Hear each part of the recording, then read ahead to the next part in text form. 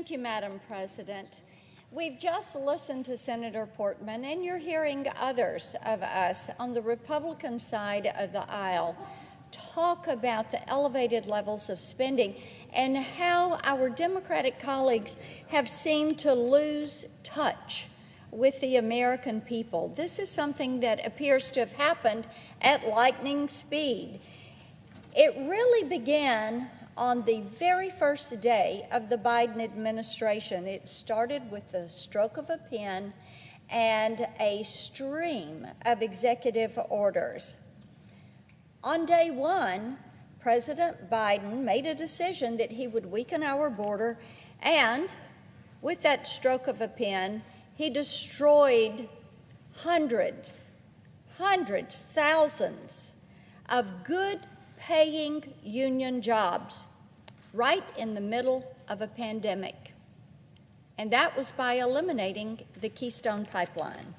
With every decision, he has made it abundantly clear that he came back to Washington not to serve this country, but to advance an agenda pushed by the most radical left wing of the Democratic Party. That being said, the White House has a problem because the American people have figured out what they are up to.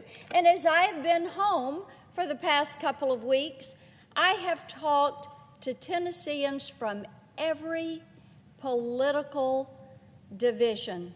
They're Democrats, Republicans, independents. They're unaffiliated. They're concerned citizens.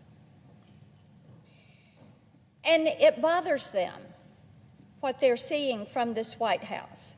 How could they not have, after seeing Senate Democrats spend $1.9 trillion on coronavirus relief, that spent just 9% of that price tag on testing and healthcare jobs?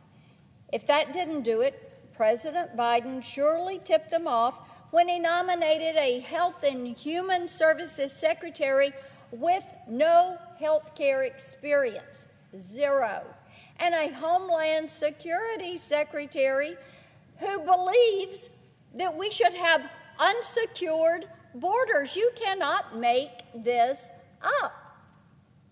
People are astounded with this. So when people back home in Tennessee saw President Biden's latest proposal for a $2 trillion so-called infrastructure bill, they weren't particularly shocked to see that very little of this legislation has to do with infrastructure.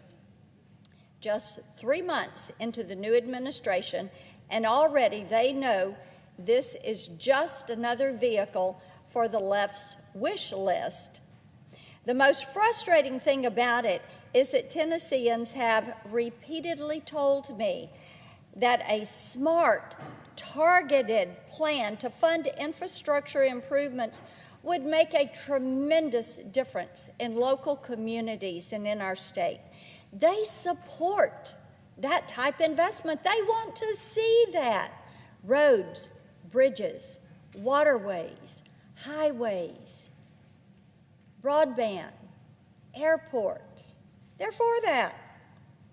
What they don't support is an administration that repeatedly promises one thing and then chooses to do the opposite.